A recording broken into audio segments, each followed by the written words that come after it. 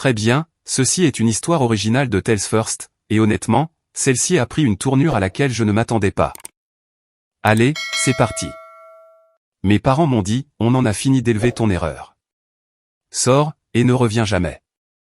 Puis, ils nous ont mises dehors, ma fille de 5 ans et moi, en pleine tempête de neige. 3 heures plus tard, on a frappé à leur porte. Ils ont ouvert, et se sont mis à hurler.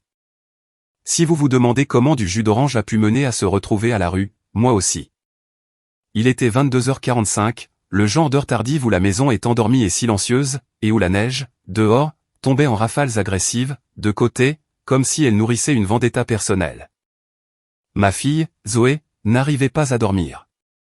Pas le genre de « je n'arrive pas à dormir » mignon d'un tout petit. Elle avait 5 ans. Elle avait des opinions maintenant. Elle avait des questions. Elle avait la palette émotionnelle d'une minuscule PDG qui venait de découvrir la trahison d'entreprise. Je n'aime pas le vent, a-t-elle murmuré, ses yeux brillant dans le noir. C'est juste la météo, ai-je chuchoté en retour. Comme si c'était réconfortant, comme si la météo écoutait la logique. Je l'ai prise dans mes bras et l'ai portée dans le couloir, parce que réveiller mes parents la nuit, c'était comme taquiner un ours et ensuite faire semblant d'être surpris quand il vous attaque. La maison était tendue, même quand elle était calme. C'était ce genre de silence qui n'était pas paisible. On avait l'impression que tout le monde retenait son souffle, attendant que quelqu'un, moi, fasse une erreur. J'essayais d'être prudente. J'essayais de tout faire correctement. J'essayais d'être invisible. Nous sommes arrivés à la cuisine. J'ai allumé la plus petite lumière, juste assez pour voir. Je me déplaçais comme une voleuse dans ma propre maison. J'ai versé à Zoé une petite tasse de jus d'orange, parce que c'était la seule chose qui la calmait habituellement. Cela semblait être une petite solution inoffensive. Lumière allumée égale problème. Des pas dans les escaliers. Une porte qui s'ouvre à l'étage. Un soupir lourd de dégoût, comme si j'avais commis un crime en ayant besoin d'air. Maman est apparue en haut des escaliers, sa voix tranchante et fatiguée, de cette manière si particulière qui signifiait que le problème n'était pas le moment présent. C'était moi. Qu'est-ce que tu fais? Zoé n'arrivait pas à dormir, ai-je dit doucement. Je suis juste. Ma sœur Savannah est apparue aussi, les cheveux en désordre, le visage déjà irrité, comme si elle avait été réveillée de sa vie de luxe par des paysans. Savannah avait 17 ans, ce qui est assez vieux pour savoir mieux se comporter, et assez jeune pour penser que le monde lui devait le silence. Elle a plissé les yeux en regardant Zoé, comme si Zoé était un insecte sur sa chaussure. Tu te fiches de moi, a sifflé Savannah. J'ai cours. Certains d'entre nous ont des projets. Je me suis excusé automatiquement, parce que c'était la religion familiale. S'excuser d'abord. Ne jamais expliquer. Je suis désolé, ai-je dit. On va faire vite. Savannah s'est avancée plus loin dans la cuisine, les bras croisés, et a dit très calmement, comme si elle l'avait répété, peux-tu juste faire moins de bruit? Il est tard. Les mains de Zoé étaient petites et maladroites, tremblantes. Elle a tendu la main vers la tasse. Ses doigts ont glissé. La tasse a basculé. Du jus d'orange s'est renversé sur le tapis. Un temps de silence. Juste un. Mon cerveau est instantanément passé en mode « réparation ». Serviette. Essuie-tout. Quelque chose. N'importe quoi. C'est du jus. Ce n'est pas de l'acide. Ce n'est pas du sang. Ce n'est pas. Les pas de papa ont frappé les escaliers, assez fort pour les faire grincer. Maman a halté, comme si la maison avait été poignardée. Savannah est devenue froide et dégoûtée. Tu es sérieuse? Je me suis laissé tomber à genoux avec des serviettes. Ce n'est rien. C'est bon. Je vais arranger ça, ai-je dit, parlant vite, d'une petite voix, comme si en me faisant toute petite, le moment nous ferait moins mal. La lèvre de Zoé a tremblé. Je suis désolé. Ce n'est rien, ai-je murmuré. Ma chérie, ce n'est rien. Papa a bougé, comme s'il avait attendu ce moment, comme s'il était resté assis là, toute sa vie, attendant que le jus d'orange lui donne enfin la permission. J'en ai assez, a-t-il dit. J'en ai assez de ça. Maman l'a immédiatement soutenu. Cette maison n'est pas une garderie. On en a marre de ton désordre. Je vais le nettoyer, ai-je dit. C'était un accident. Elle a 5 ans. Savannah a jeté de l'huile sur le feu, comme elle le faisait toujours. Elle ne peut même pas contrôler sa propre gamine. Les yeux de papa se sont fixés sur Zoé pendant une demi-seconde. Pas comme si elle était une enfant, mais comme si elle était une preuve. Puis il l'a dit, tout, d'un seul coup net, comme si la phrase avait vécu sur sa langue pendant des années. On en a fini d'élever ton erreur. Sors, et ne reviens jamais. Pendant une seconde, mon cerveau s'est juste bloqué. Parce que fait-on avec ça? Que fait-on quand quelqu'un dit que votre enfant est une erreur? Comme si c'était un fait, comme si c'était une tâche.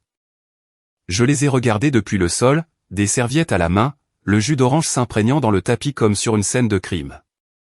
Papa, ma voix semblait lointaine. Il neige. C'est une tempête.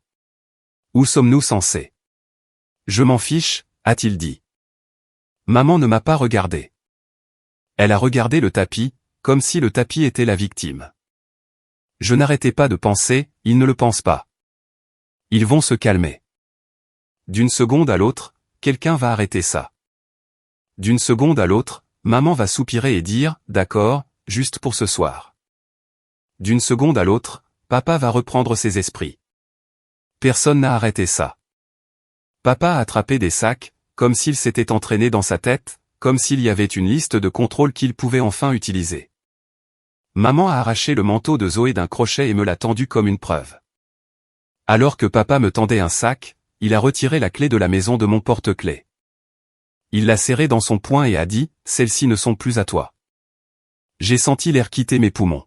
« Laissez-nous juste rester cette nuit, » ai-je dit. « S'il vous plaît. Je dormirai dans la voiture, dans l'allée. » Tu ne le feras pas, a dit Savannah, la voix tendue. Tu ne restes pas ici. Maman ne m'a pas regardé. Savannah observait, trop calme, trop satisfaite. Papa a ouvert la porte. Le froid est entré comme un coup de poing. La neige soufflait de côté dans le couloir. Zoé a gémi et s'est blottie contre moi. Ils nous ont poussés dehors, comme si nous étions des ordures à sortir avant le matin. La porte s'est refermée. Le verrou a cliqué. Ce ne sont pas les cris qui m'ont brisé. C'est ce petit son final. Zoé s'est mise à pleurer tout de suite. Des sanglots qui secouaient tout son corps. Elle a regardé la tache orange sur sa manche et a murmuré, « Je suis désolée. C'est de ma faute. » Je me suis accroupi, essuyant ses joues avec mes pouces, essayant de ne pas m'effondrer là, sur le porche. Non, je lui ai dit. Non, jamais de ta faute.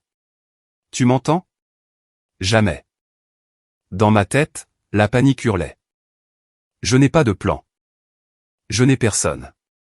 J'ai un enfant. La lumière du porche nous éclairait, comme si nous étions sur scène. J'ai transporté les sacs jusqu'à ma voiture bon marché, mon unique petit morceau d'indépendance, et j'ai attaché Zoé. Mes mains tremblaient si fort que j'ai eu du mal avec le loquet.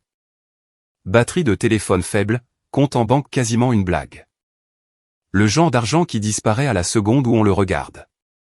J'ai cherché dans ma tête des noms à appeler. Il était tard, il y avait une tempête. Tous ceux que je connaissais avaient des maisons chaudes qu'ils ne voulaient pas compliquer. Alors, j'ai démarré la voiture, parce que rester immobile, c'était comme mourir. J'ai visé l'endroit le plus proche qui signifiait lumière et chaleur, un motel bon marché, un restaurant ouvert 24h24, n'importe où qui ne poserait pas de questions et ne nous mettrait pas dehors pour être trop triste. La route était glissante. La neige tombait fort. Les essuie-glaces menaient une bataille perdue d'avance. Zoé reniflait sur la banquette arrière. Où est-ce qu'on va? J'ai répondu d'un ton trop enjoué. Parce que les mers mentent pour empêcher le monde de s'effondrer. À l'aventure, ai-je dit. Zoé n'a pas ri. J'étais tellement concentré à garder la voiture droite que je n'ai pas vu les autres phares avant. Une intersection. De la glace. Un flou. Une autre voiture a dérapé. L'impact a été assez fort pour me couper le souffle. Zoé a hurlé. Un son aigu.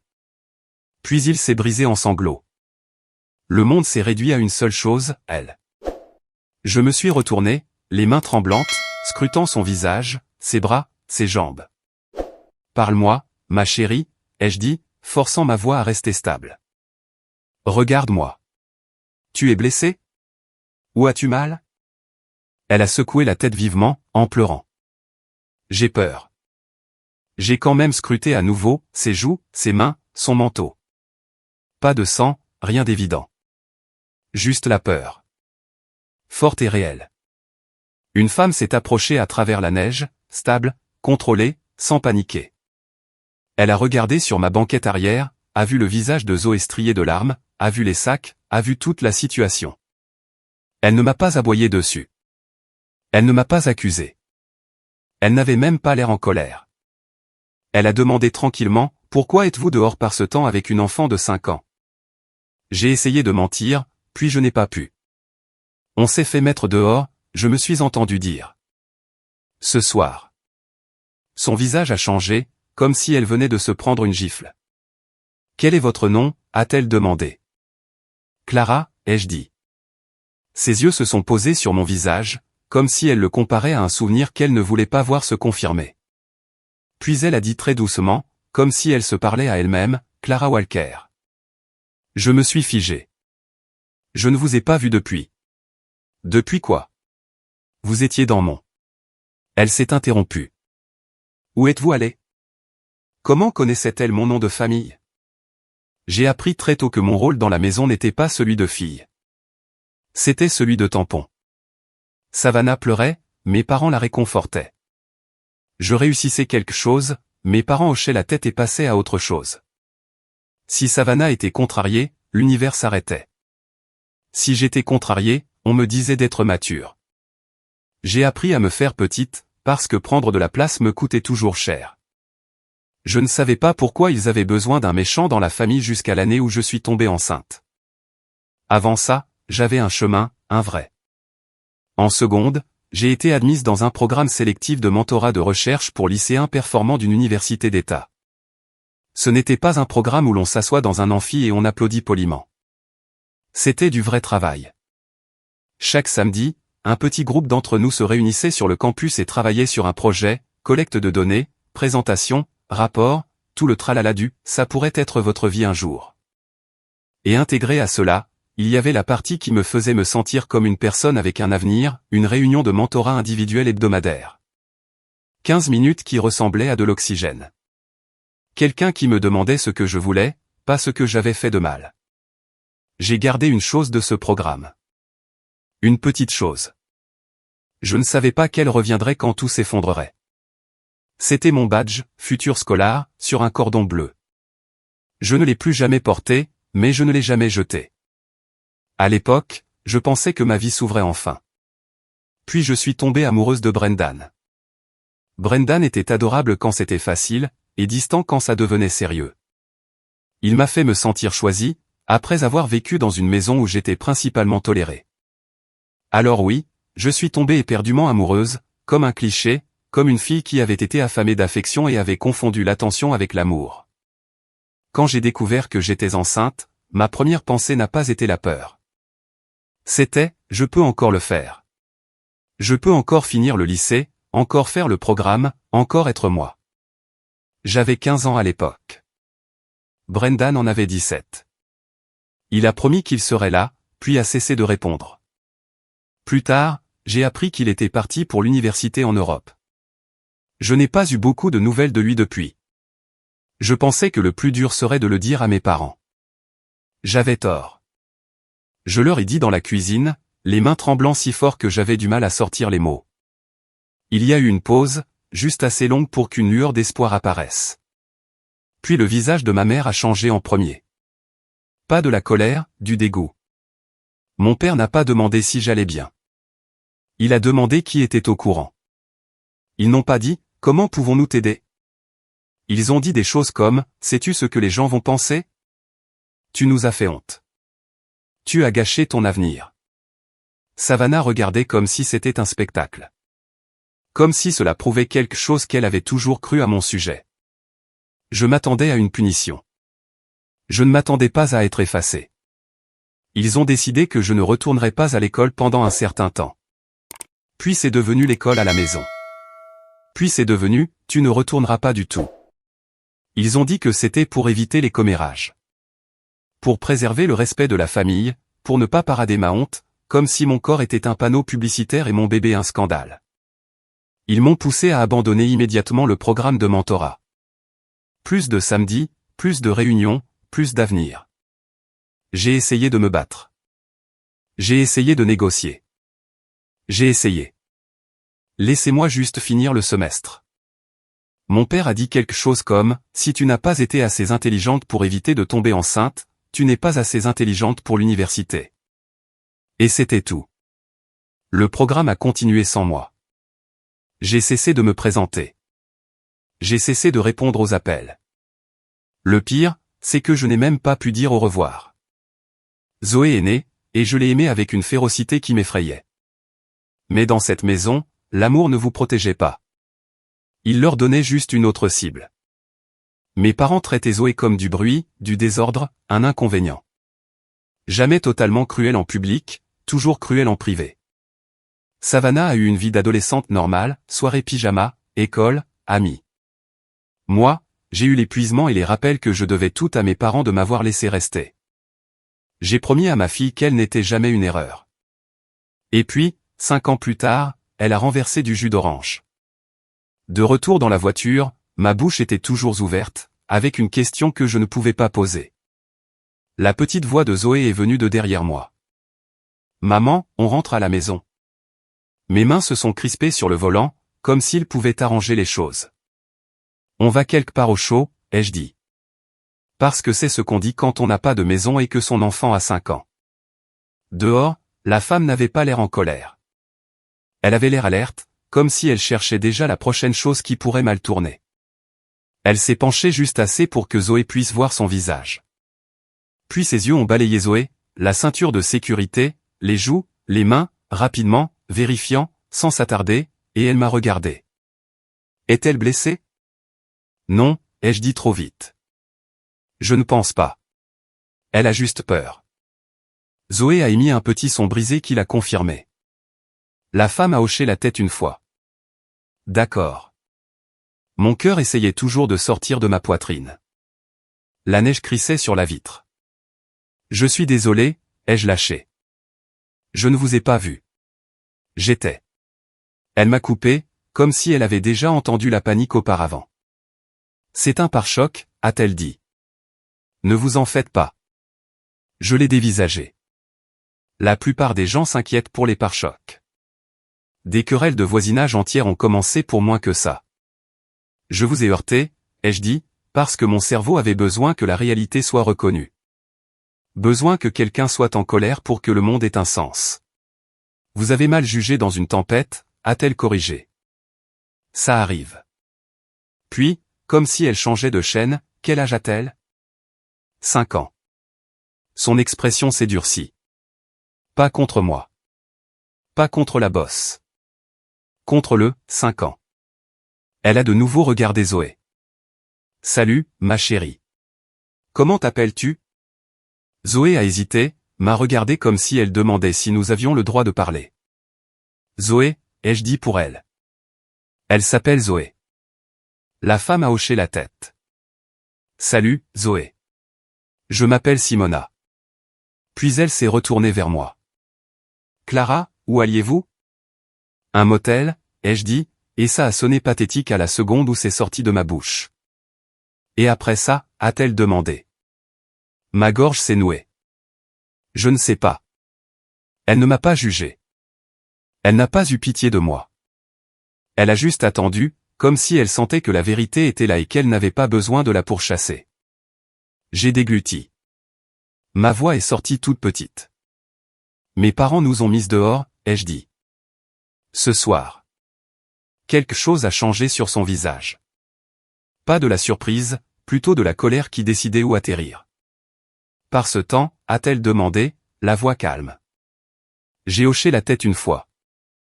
Zoé a émis un petit gémissement derrière moi, comme si elle comprenait assez pour avoir peur. Simona a expiré par le nez. Puis elle a dit très calmement, comme si elle avait pris une décision qui ne nécessitait pas ma permission, d'accord. Vous ne conduisez nulle part ailleurs ce soir. Je dois, ai-je dit automatiquement. Je n'ai pas. Je n'ai pas. Je vous ai entendu, a-t-elle dit. Vous n'avez nulle part où aller.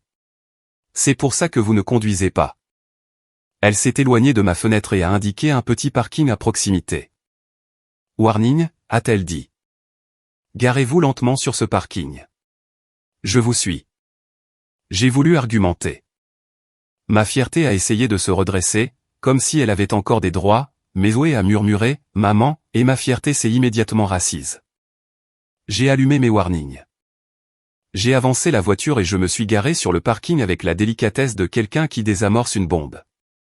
Simona s'est garée derrière moi.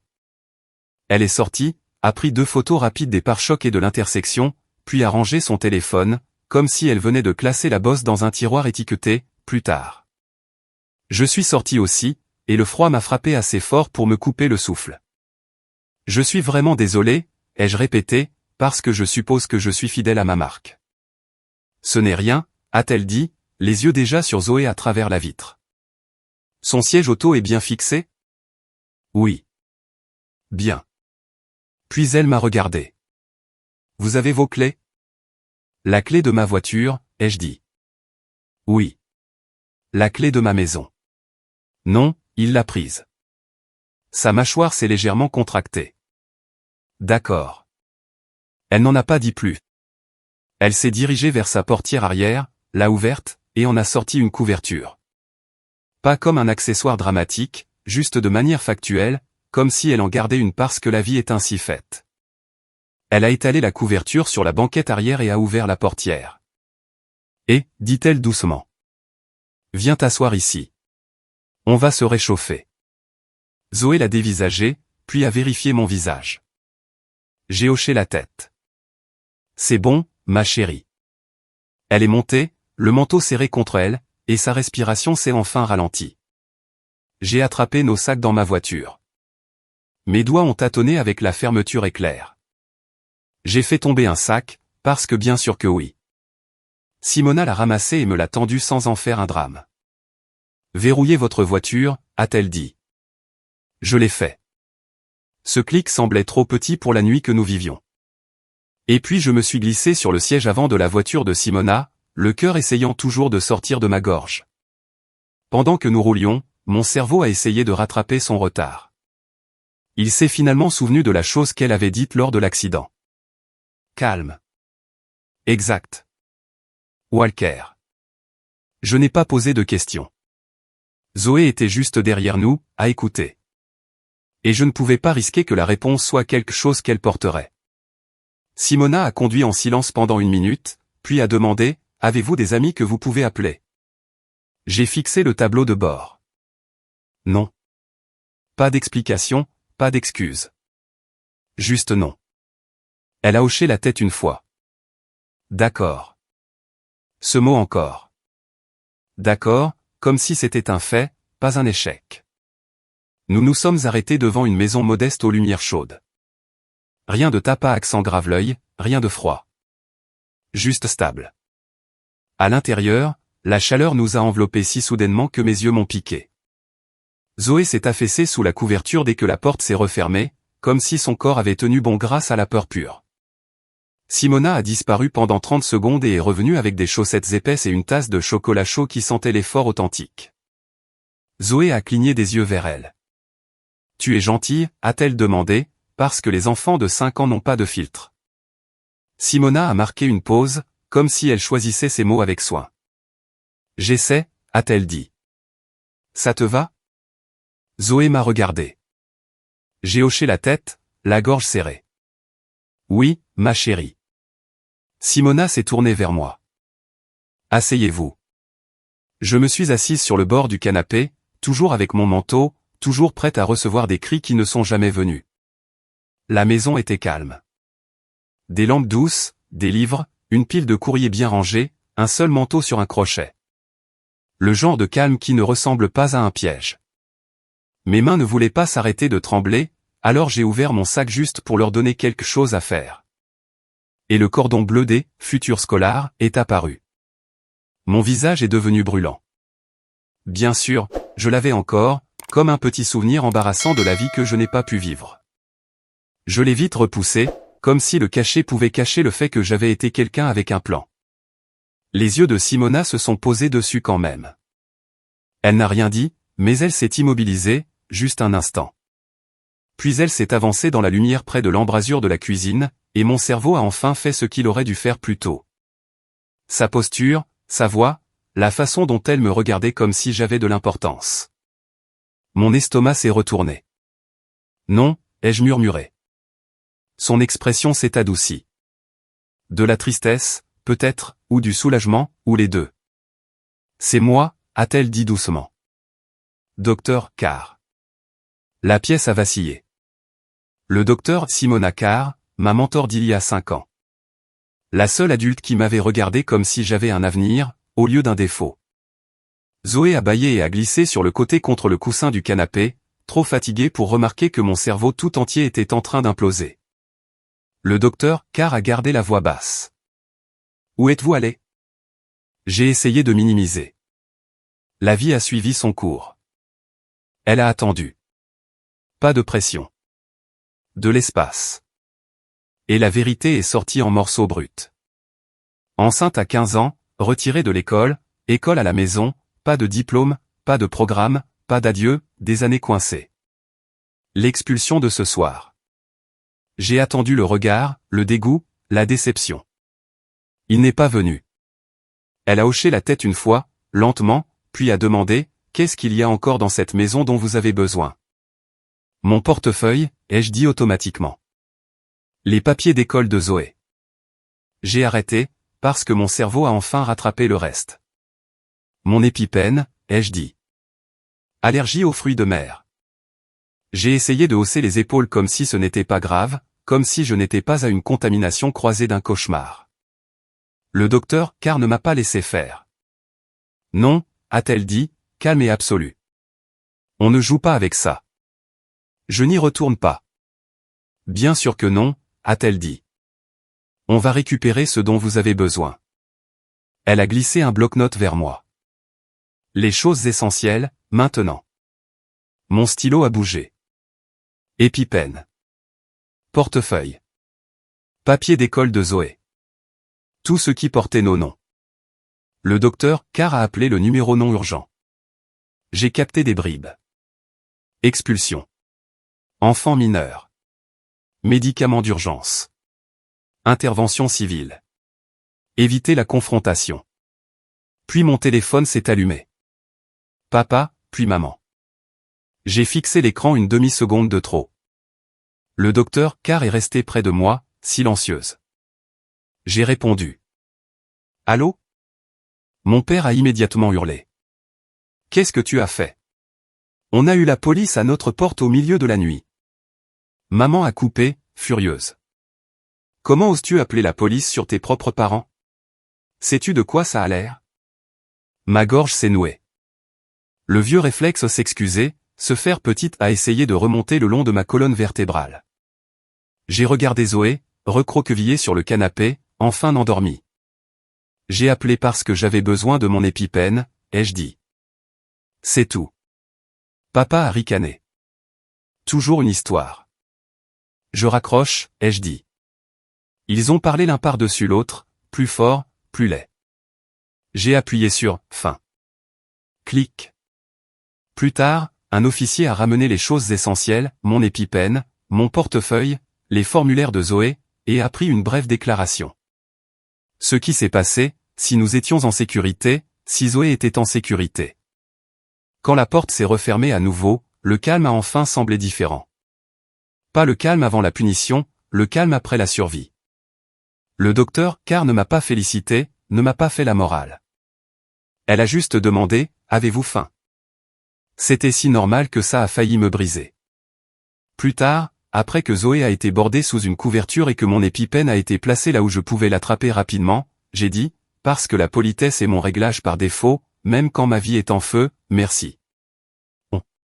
On trouvera un endroit demain. Le docteur Carr a regardé Zoé, puis moi. Vous pouvez rester ici, a-t-elle dit. Pas de la pitié, pas une suggestion. Un fait. Pour ce soir, ai-je murmuré. Elle a secoué la tête une fois. Jusqu'à ce que vous soyez stable. Jusqu'à ce que vous soyez en sécurité. Les yeux de Zoé se sont entr'ouverts, comme si elle avait écouté depuis le bord du sommeil. On peut rester, a-t-elle murmuré. Et la partie la plus effrayante était la suivante, je ne savais toujours pas pourquoi elle faisait ça, pourquoi elle était si gentille avec nous. Je savais seulement ce que ça faisait d'imaginer un lendemain sans peur. Le lendemain matin était calme, d'une manière qui ne semblait pas paisible. C'était comme le calme après un incendie. Tout sentait encore la fumée, même si les flammes étaient éteintes. Zoé a dormi sur le canapé du docteur Carr comme si elle l'avait mérité. Moi, non. Je suis restée assise, droite, entièrement habillée, fixant mon téléphone comme s'il pouvait me mordre. Pas d'appel, pas de texto, pas de cri. Le silence était suspect. Le docteur Carr a glissé une tasse de café vers moi comme si c'était un médicament. Pas réconfortant, fonctionnel. Elle s'est assise en face de moi. Où travaillez-vous? Épicerie, ai-je dit. Je fais la mise en rayon le matin. Et vous étiez de service aujourd'hui. Je l'ai manqué. Elle n'a pas scié. On va appeler. On. Ce mot a atterri comme une porte qui se déverrouille. Elle a mis le téléphone sur haut-parleur pour que je ne puisse pas me cacher de ma propre vie. J'ai expliqué, météo, accident, urgence. Je peux venir demain. Mon manager a grommelé, mais le poste est resté le mien. Quand l'appel s'est terminé, mes épaules se sont détendues d'une fraction. Zoé est entrée, en se frottant les yeux. Elle a regardé autour d'elle comme si elle s'attendait à ce que la pièce disparaisse. On est toujours là, a-t-elle demandé. Oui, ma chérie. Je l'ai embrassée sur le front. On est toujours là. Zoé a hoché la tête. Puis, ils sont toujours en colère? J'ai failli dire la vérité, que mes parents n'avaient pas de réglage de colère. Ils avaient des réglages de déception permanente. À la place, j'ai dit, on est en sécurité. Zoé a accepté cela, comme le font les enfants, comme si la sécurité était un fait auquel on peut s'accrocher. Après avoir déposé Zoé à l'école, je suis revenu et je suis resté debout dans la cuisine du docteur Carr, comme une personne qui attend de se faire gronder. Elle m'a jeté un coup d'œil. Vous n'avez pas besoin de faire cette tête ici. Quelle tête? Celle qui dit que vous vous préparez à un impact. J'ai ri une fois. C'est sorti rauque. Vieille habitude.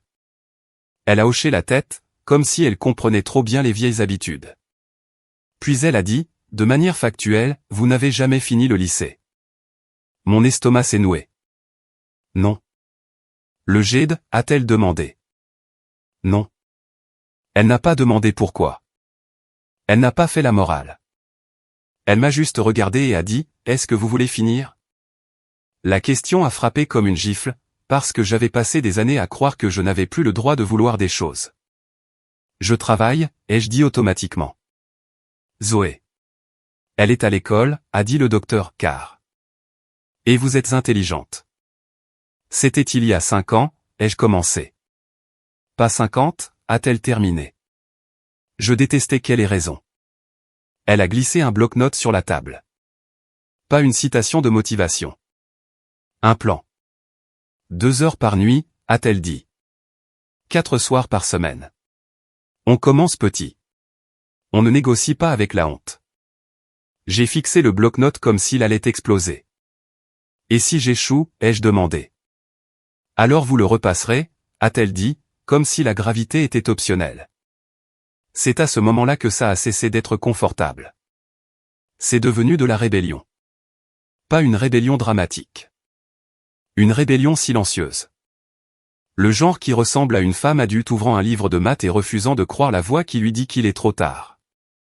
Mon emploi du temps est devenu ridicule exprès. Travaille tôt le matin, accompagner Zoé à l'école, étudier à la table du docteur Carr pendant que Zoé coloriait à côté de moi. Dîner, bain, coucher de Zoé. Puis une autre heure avec un livre qu'on m'avait dit que je ne méritais pas. Certains soirs, j'ai voulu abandonner. Non pas parce que c'était dur, mais parce que ça me mettait en colère. En colère que mes parents m'aient volé mon éducation et aient appelé ça de la discipline. En colère de devoir reconstruire ce qui aurait dû être à moi du premier coup.